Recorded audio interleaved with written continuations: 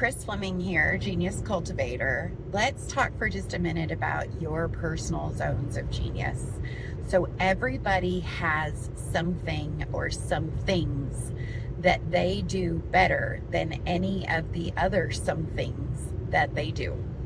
So as an example, my 4.5 hour drive home to Watertown, Tennessee today from Mason, Ohio has suddenly become like a 6-hour drive because it is not my personal zone of genius to just pay attention to Google Maps and do what it tells me to do. I am not a genius at navigation.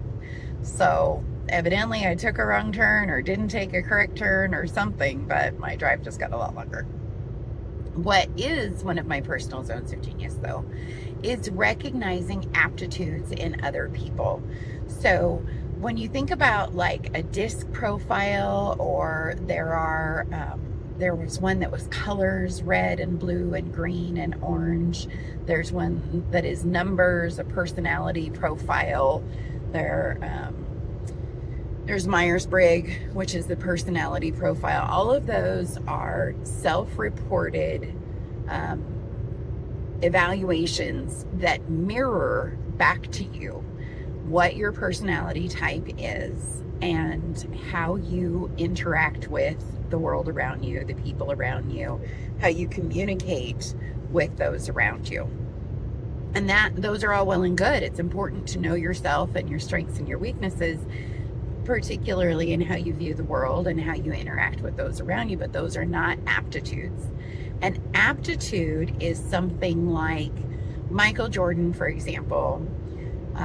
No matter how much I practice basketball and practice, I will never be the equivalent of Michael Jordan in basketball because I do not have sports aptitudes. I do not have athletic aptitudes.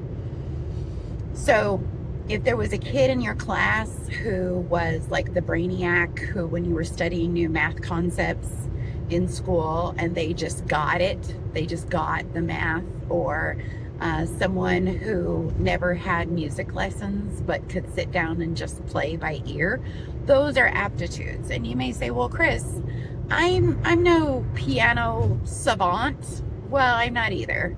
But you still have your own personal zones of genius, your own aptitudes that they just might not be as obvious as the child who can sit down and play the piano without any lessons.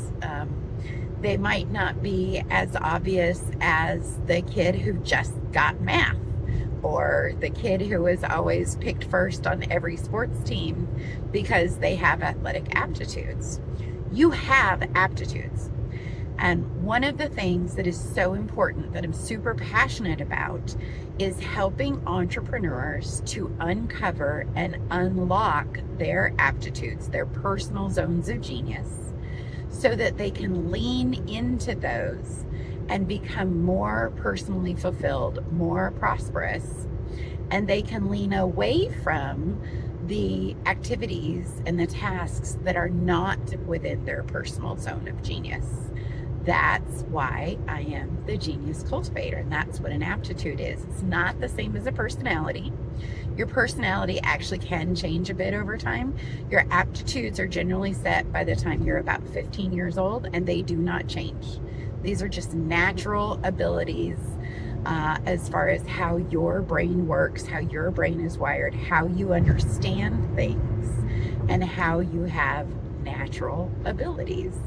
So wouldn't it be nice to work more fully in your personal zones of genius? If you want more information about that, if you want to work with me, I would love to hear from you. Thanks.